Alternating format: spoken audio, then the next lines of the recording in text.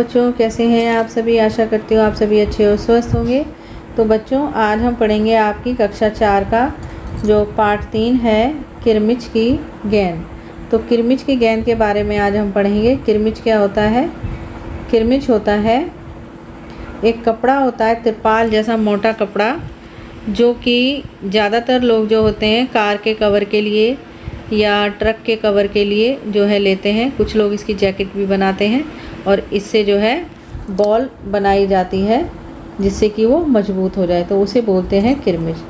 तो ठीक, बाँस से बना एक प्रकार का पर्दा, क्यारी, मेड़ों से बनाए गए छोटे छोटे आयताकार भाग, वृक्ष, पेड़, बेल, लता या बिना तने का पौधा, चतुर, होशियार, अक्लमंद, सहारा लेना, मदद लेना या सहायता करना, और सबूत यानी प्रमाण, वास्तव, सचमुच या हकीकत। ठीक, अब यहाँ पर जो हमने अभी पढ़ा ना, मेड़ों से बनाए गए छोटे छोटे आयताकार भाग, तो जो खेत होते हैं ना, मान लो इतना बड़ा खेत है, ये देखिए, ये है खेत और ये खेत है और ये खेत है। तो इन खेत के बीच में इस तरीके की मेड़ें बनाई जाती हैं। तो ये खेत अलग, ये अलग और ये अलग।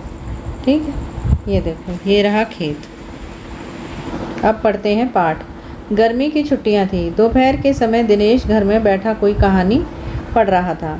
तभी पेड़ के पत्तों को हिलाती हुई कोई वस्तु धम से घर के पीछे वाले बगीचे में गिरी।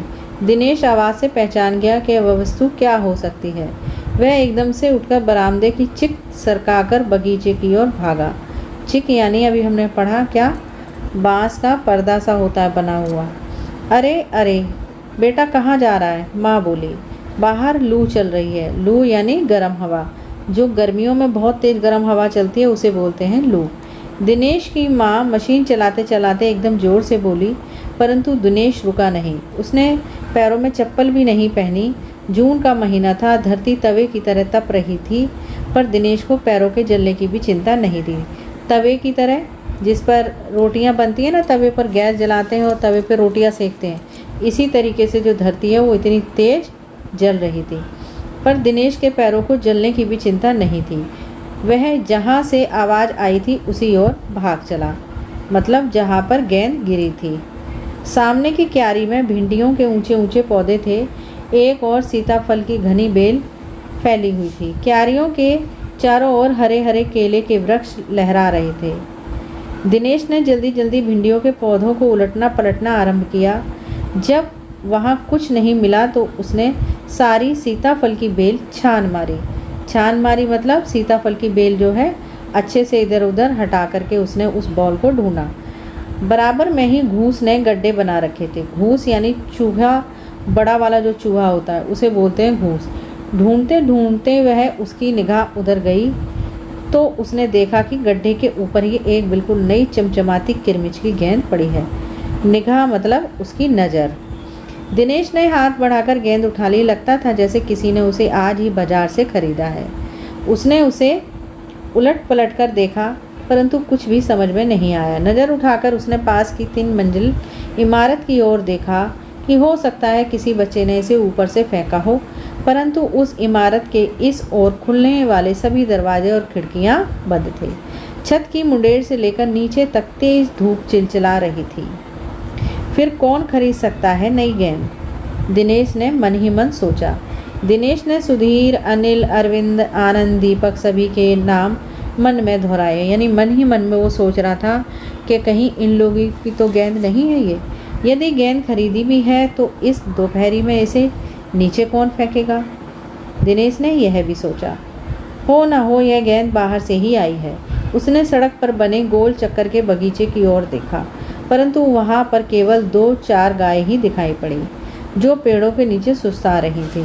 गोल चक्कर मतलब गोल सा बना हुआ तो होता है चबूतरा, और उसके चारों ओर जो है सड़कें खुली हुई होती हैं। देखो, इस तरीके का होता है गोल चक्कर। उसे ध्यान आया कि जाने कितनी बार अपने मोहल्ले के बच्चों की गेंदें क्रिकेट खेलते हुए दूर चली गईं और फिर कभी नहीं मिली। एक बार तो एक गेंद एक चलते हुए ट्रक में भी जा पड़ी थी। तभी भीतर से माँ की आवाज़ आई, अरे दिनेश, तू सुनेगा नहीं? सब अपने अपने घरों में सो रहे हैं और तू धूप में घूम रहा है। किसने कहा? माँ ने। किससे? दिनेश से। दिनेश गेंद को हाथ में लिए हुए भीतर आ गया। ठंडे फर्श पर बिछी चटाई पर वह लेट गया और सोचने लगा, भले ही यह गेंद मोहल्ले में से किसी की ना हो, परंतु ईमानदारी इसी में है कि एक बार सबसे पूछ लिया जाए। गर्मी की छुट्टियां थी। बच्चों ने खेलने की सुविधा को ध्यान में रखते हुए एक क्लब बनाया हुआ था। उस क्लब में सभी बच्चों के लिए बल्ले थे और गेंद खरीदने के लिए वे आपस में क्लब का चंदा देकर पैसे इकट्ठा कर लेते थे। शाम को सारे बच्चे इकट्ठा हुए। दिनेश ने सभी से पूछा, मुझे एक गेंद मिली है। अगर तुम में से किसी की गेंद खो गई है तो वह गेंद की पहचान बताकर गेंद मुझसे ले सकता है। तभी अनिल बोला, गेंद तो मेरी खो गई है। कब खोई थी तेरी गेंद? यही कोई 4 महीने पहले। तो वह गेंद तेरी नहीं है, दिनेश ने कहा। फिर वह मेरी होगी। सुधीर ने तुरंत उस पर अपना अधिकार जताते हुए कहा। वह कैसे? दिनेश ने पूछा। तू मुझे गेंद दिखा दे, मैं अपनी निशानी बता दूंगा। वाह, यह कैसे हो सकता है? दिनेश बोला। गेंद देखकर निशानी बताना कौन सा कठिन है? बिना देखे बता, तब जानूं।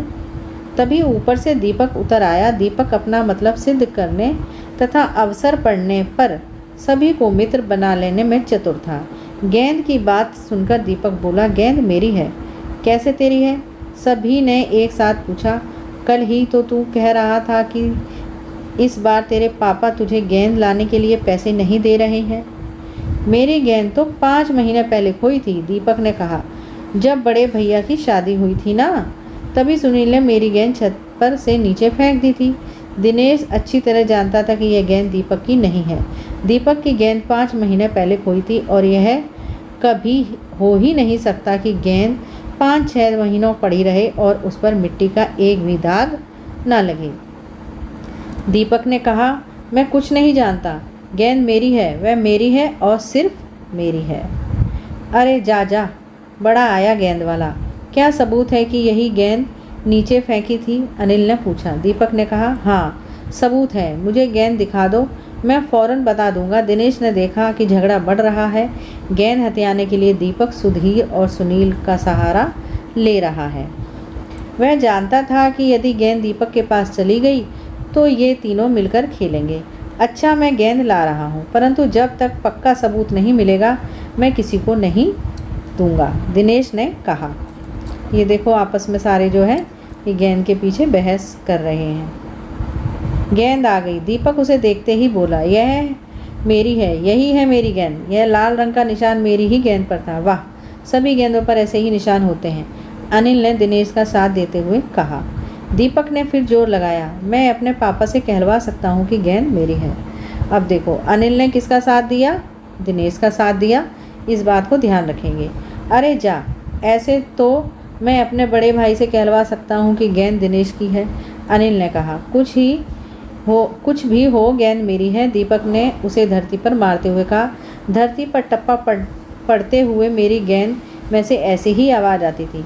मेरे साथ बाजार चल, दुकानों पर जितनी गेंदें हैं सभी के टप्पे की आवाज़ ऐसी ही होगी। अनिल ने फिर उसकी बात काट दी। अच्छी बात है, तो मैं इससे सड़क पर फेंक दूंगा, देखूं कैसे कोई खेलेगा। दीपक ने जैसे ही गेंद को सड़क पर फेंकने के लिए हाथ उठाया कि अनिल और दिनेश ने उसे पकड़ लिया।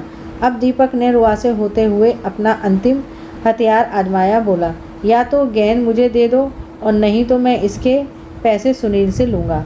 अब तो सुनील, दीपक और सुधीर का गुट मजबूत होने लगा। तीनों का ही कहना था कि गेंद दीपक की है और उसे ही मिलनी चाहिए। मिलकर उस गेंद से खेलने को कर रहा था। मतलब दिनेश तब चुप था। वास्तव में दिनेश का मन उस समय सबके साथ मिलकर गेंद से खेलने को कर रहा था। बोला, अब चुप भी रहो, झगड़ा बाद में कर लेंगे, अपने अपने बल्ले ले आओ, पहले खेल लें। किसने कहा? दिनेश ने। 5 मिनट के भीतर ही खेल आरंभ हो गया। दिनेश बल्लेबाजी कर रहा था। तभी 2-4 बार ही खेला था कि वह चमकदार नई गेंद एकदम ज़ोर से उछली और दरवाज़ा पार कर सड़क पर जाते हुए एक स्कूटर में बनी सामान रखने की जालीदार टोकरी में जा गिरी। ये देखो, यहाँ गिर गई बॉल। स्कूटर वाले को शायद पता ही नहीं चला। तेज़ी से चलते हुए स्कूटर के साथ गेंद भी चली गई। बच्चे पहले तो चिल्लाते हुए स्कूटर के पीछे भागे, परंतु जल्दी ही सब रुक गए। वे समझ गए कि स्कूटर के पीछे भागना बेकार है। एक पल के लिए सभी ने एक दूसरे की ओर देखा और फिर सभी ठहाका मारकर हंस पड़े। तो ये कहानी किसकी है? शांता कुमारी जैन की। तो बच्चों ये थी कहानी।